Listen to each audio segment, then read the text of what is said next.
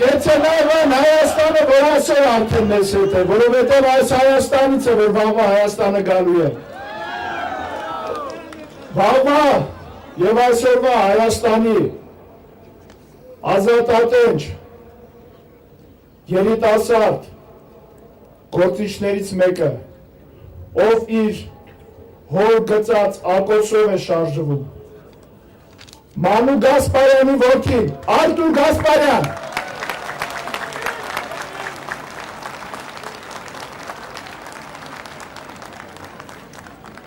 Ողջույն Հայաստան։ Հայաստան! Հայաստան! Հայաստան!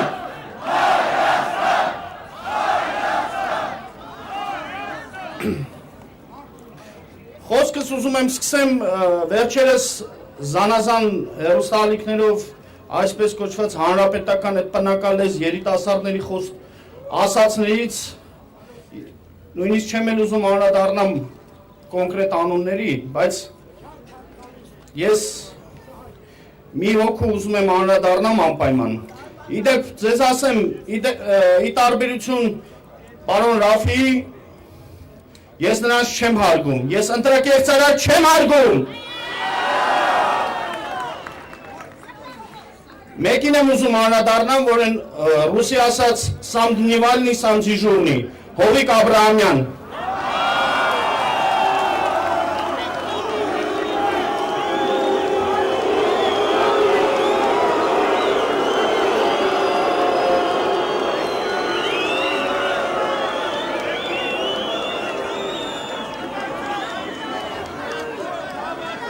Հələ մի դրա խելքին աշեցեք։ Ուրեմն ասում է շուրջ 950 համայնքից Ռաֆի Հովհաննիսյանը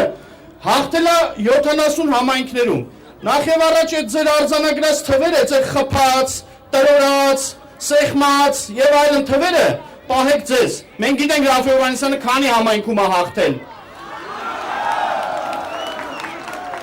Երկրորդն էլ, եթե նույնիսկ 70 համայնքում է հաղթել, ապա 70-րդ հարգից էլ ընկնես Հովիկ, գլուխը ջարդվելու է։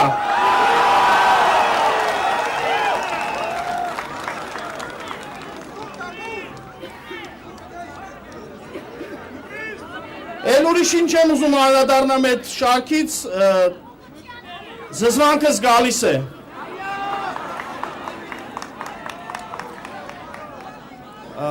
Այսօր Հայաստանը ոչ մեկի համար գաղտնիք չէ, որ ղեկավարվում և կառավարվում է նույն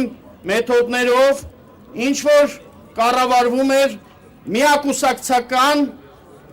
Հայաստանի, սովետական Հայաստանում, սովետական խորհրդային Հայաստանում։ Այդ միակուսակցական համակարգը, որ այսօր զորովից, խնդրելով ինչ-որտեղ, մարդկանց բերում մտցնում են մի կուսակցություն և մարդիկ էլ մտնում են այդ կուսակցություն, որ այդ կերակրատաշտից օգտվեն։ Ուրեմն ես ձեզ ասեմ,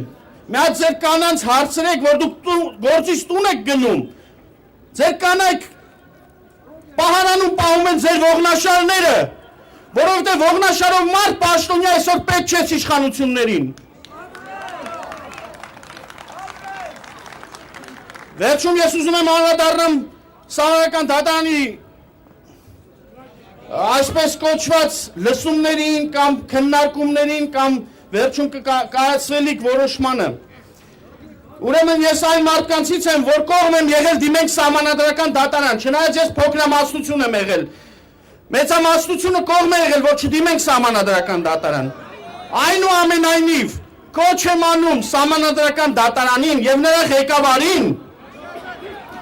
Գագիկ Հարությունյանին, մարտի 23-ին դու գնալու ես թոշակին։ Վերջի անգամ տղամարդավարի որոշում կայացրու, թող այս ժողովուրդը թոթափվի այդ լծից։ Թող այս ժողովուրդը ի վերջո տեսնի, որ Հայաստանում հնարավոր է արդարություն։ Թող այս ժողովուրդը այդ տզրուկներից իրաց պարանոցի վրայի ձերբազատվի։ Այս ինչ բան է։ Այս մեր մենտալիտետը չի, այս մենտալիտետով չեն ղեկավարում երկիրը։ Այդ մերը չի։ Այ Ռաֆինա մերը։ Որովհետև եկել է ինտեգրվել է մեր հասարակության մեջ, ոչ թե եկել է ուզում է հասարակությունը ինտեգրի իրան։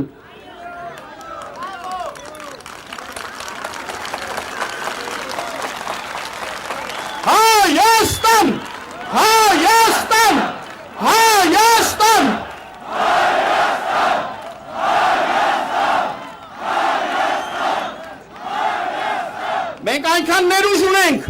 Մենք այնքան ներուժ ունենք, որ յուրաքանչյուր մարդու, ով կգա ստեղ, կինտեգրենք մեզ, ոչ թե կինտեգրվենք իրան։ Վերջում ես ասեմ, նախկին բանախոսի յուրաքանչյուր տառի ու ստորակետի ու բառի տակ պատրաստ եմ ստորագրել։ Ես ռուսերեն լավ գիտեմ, ես լավ եմ հասկանում ռուսերեն։ Եվ յուրաքանչյուր տառի տակ Նատաշայի ասած կստորագրեմ։ Ոնց որ ինքն է ինտեգրվել մեզ։ Այնպես մնացածը կինտեգրվեն տեղ ունեն, չէ՞։ Ո՞ր աչյուդը։ Շնորհակալություն։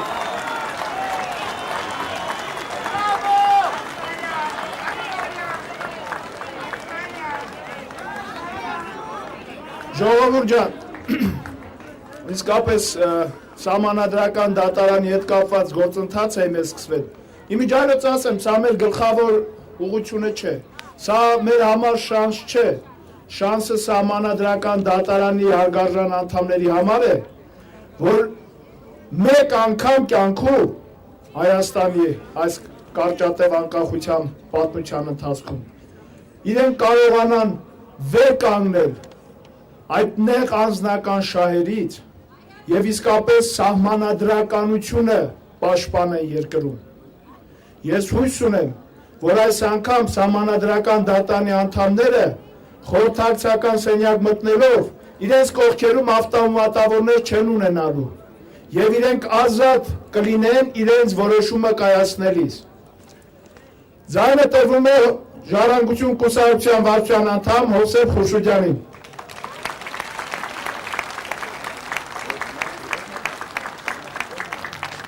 Բայեր, ինչպես նշեց Արմենը, Ռաֆի Հովհաննիսյանի շտաբը որոշել էր դիմել ամեն դեպքում սահմանադրական դատարան, որպեսզի նաև իրավական ճանապարհով փորձի վավերացնել ժողովրդի քվեն, անկախ նրանից, որ մենք հասկանում ենք, թե ում հետ գործ ունենք եւ ունենք դառը փորձ, որ սահմանադրական դատարանը արդեն եղել է դեպքեր, երբ որ ժողովուրդը ընտրել է նախագահ, իշխանությունները կեղծել են ժողովրդի քվեն, սահմանադրական դատարանը վավերացել է այդ կեղծիքը։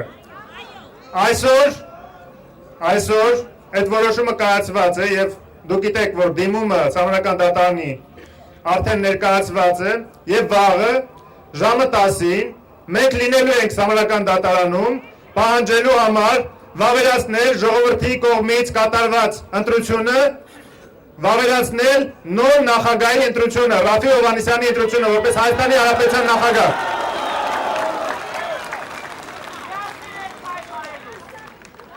Փաստերը այնքան շատ էին, որ իրոք ափսոս կլներ դրանք որևէ կերպ չներկայացնելը իրավական մարմիններին եւ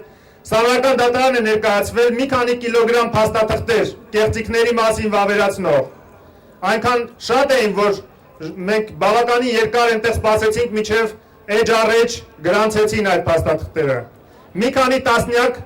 սկավառակներ, տեսասկավառակներ, որոնցում արձանագրված են նաև տեսաձայնագրված խախտումները։ Այս ամենը փաստեր են եւ շատ լուրջ աշխատանք է կատարվել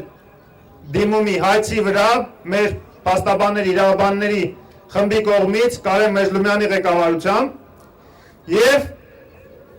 ամեն դեպքում մենք տալիս ենք շանս սահմանադրական դատարանին, ինչպես նշեց արդեն Արմեն Մարտիրոսյանը, մեկ անգամ թոթափել իրենից այդ բիծը, մաքրվել եւ վերջապես մեկ անգամ վավերացնել Հայաստանի Հանրապետության քաղաքացիների ընտրությունը։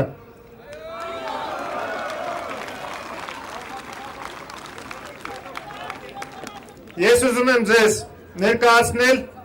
մի քանի փաստեր, կաշխատեմ շատ երկար չլինել ամեն դեպքում, որովհետև դուք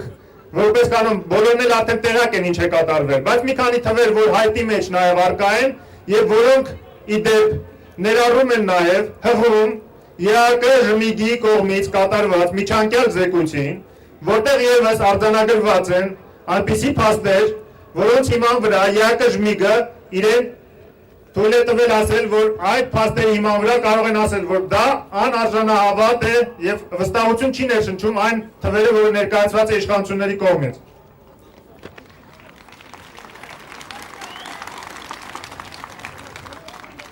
Ինչպես վկայում են միջազգային դիտորդները եւ ինչպես փաստված է ընտրությունների պաշտոնական արդյունքներում,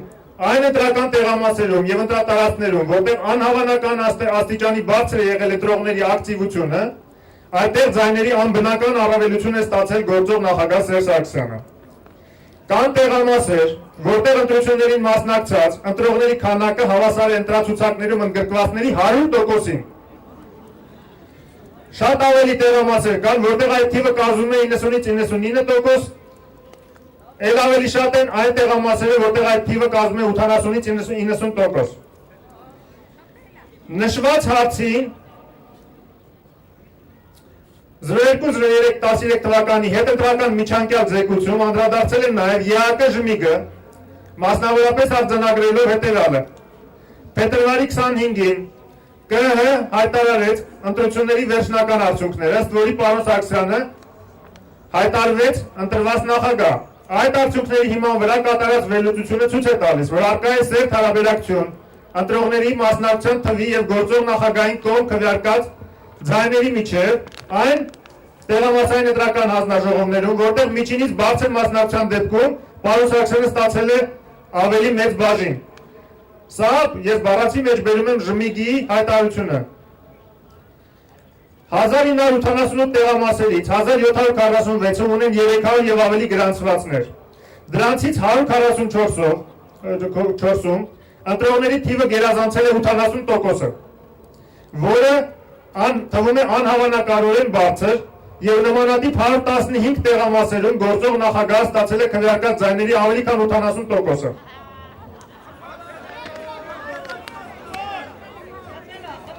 Երեքից 198 տեղամասերում, որտեղ ընտրողների մասնակցությունը կազմում է 70-ից 80%, գործող նախագահ ստացել է ձայների ավելի քան 70%-ը։ 249 տեղամասեր, որտեղ ընտրողների մասնակցությունը 50%-ից ցածր էր, պարոն Սարգսյանը ստացել է ձայների ավելի քան 50%-ը։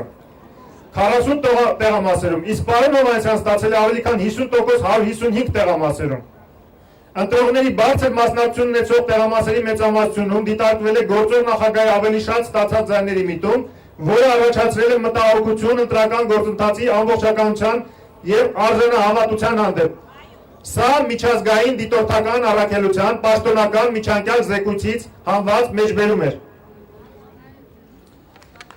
Եվ վերը մեր կողմից նշվածը եւ ԵԱԿ ԺՄԻԳ-ի զեկույցի մեջ բերված հատվածում խոսքը գնում է ընտրացուցակներում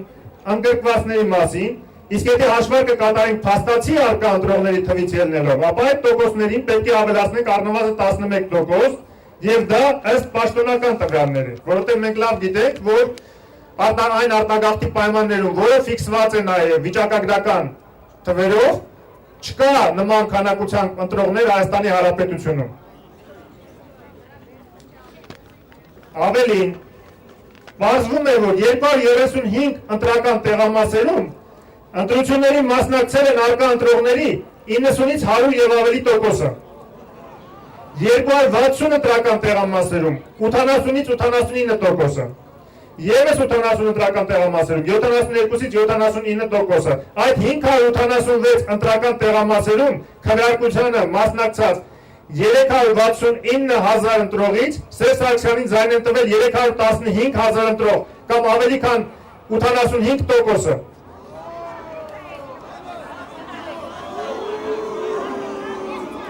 Ակնհայտ է, որ նման թվական տվյալներ հնարավոր է ստանալ բացառապես լցոնումների ուղղորդված եւ կրկնակի ընտրությունների արդյունքում։ Ահա այսպիսին է մեր ընտրությունները։ Մեկ այլ հաշվարկից պարզ է դառնում, որ այն ընտրական տեղամասերում, որտեղ մասնակիցների քանակը մոտ է միջինին, հաղթել է Ռաֆի Հովհաննիսյանը։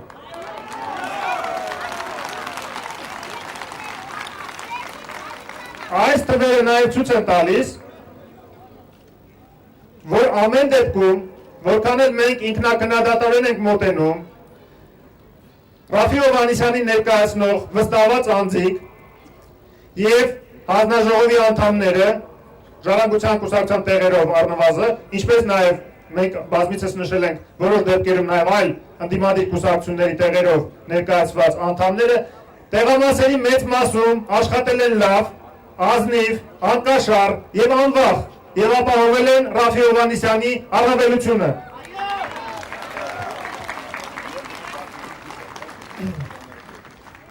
Սա նորից եմ կրկնում, նույնիսկ պաշտոնական տվյալներով։ Եվ վերջապես,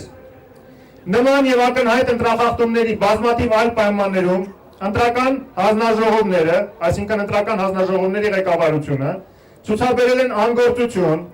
իրենց նախաձեռնությամբ որևէ տեղամասում չեն կատարել վերահաշվարկ, առանց ուսումնասիրության մերժել են հենց այդ անոմալ արդյունքներում տեղամասերի ընտրության արդյունքները լցոնման եւ այլ հիմքերով անվավեր ճանաչելու մասին Ռաֆի Հովհաննիսյանի բոլոր 128 դիմումները։ Հենց իրենց կողմից ընտրական գործընթացի որևէ խախտում չեն արձանագրել, ընթացք չեն տվել անգամ լրատվամիջոցներով եւ այլ տեխնատուների վստահված անձանց, ՀԿ-ների եւ դիտորդների արձանագրած խախտումներին։ Սա է ամբողջական պատկերը այն ընտրությունների, որը գործող իշխանությունը հայտարարեց ազատ եւ արդար,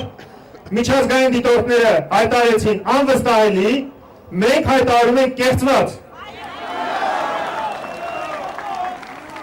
Եթե որևէ մեկի մոտ պատրանք կա, թե հնարավոր կլինի այս կեղծիքը որևէ կերպ վավերացնել, լինի դա իրավական ատյաններում կամ որևէ այլ տեղ, ես կարծում եմ, որ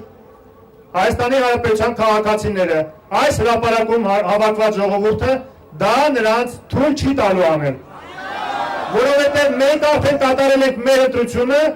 եւ մենք արդեն ընտրել ենք մեր նախագահին եւ այդ մարդը Ռաֆի Հովհաննիսյանն է։ Հաղթանակ։ Հաղթանակ։ Հաղթանակ։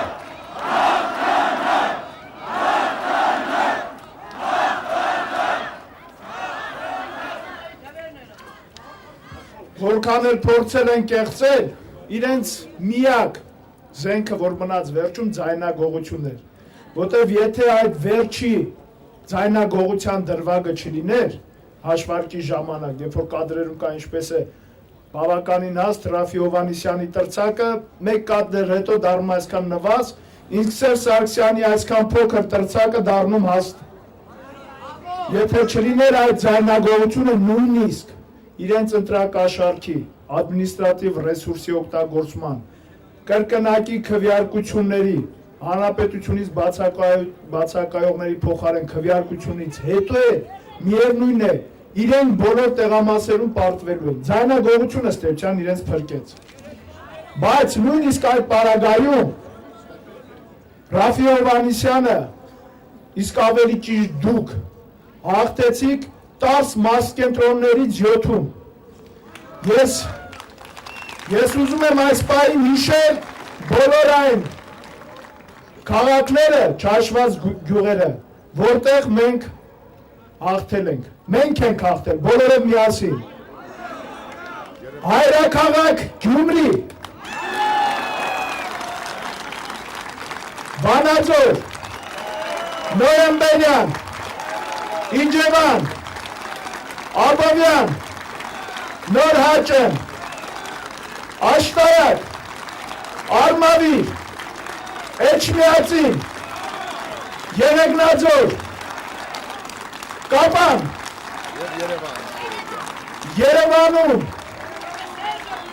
Երևանում մենք ունենք մի քանի հայտնի օլիգարխներ, թաղային հեղինակություններ, որոնք ուղղակի վարպետորեն են կեղծում ցանկացած ընտրություն։ Իրենք հասել են դա կատարելության մեխանիզմի, որովհետև այդտեղ ցավոք սրտի իրավապահ մարմինները ոչինչ չեն տեսնում, իրենք ոչինչ չեն լսում եւ իրենք ոչ մի դեպքում խիզախություն չեն ունենում, ասելու այդ ինչ է սանում, այ հանցագործ, բառից բուն իմաստով, որ դու պետությունը որը պետք է ձևավորվի, իշխանությունը, որը պետք է ձևավորվի, դու փորձում ես կեղծես։ Միայն դրան շնորհիվ իրենք մի փոքր առավելություն ունեցան Երևանում, բայց նույնիսկ այդ պարագայում։ Աչափնյակ, Ավան, Արաբկիր համայնքներում մենք ունեցանք միանշանակ հաղթանակ։ Սիրելի ժողովուրդ, իսկապես մեր պայքարը համազգային համաժողովրդական լինելով, մեր այս պայքարի մեջ ոչ թե կողք են կանգնել, ձեր կողքին են կանգնել, կամ չգիտեմ ինչ ձևակերպում այլ ձեր մեջ են, ձեր հետ համատեղ պայքարում են նաև Սարդարապատ շարժման ներկայացուցիչները։ Նրանցից այս պահին իր խոսքն ունի ասելու կինոռեժիսոր Տիգրան Խզմալյանը։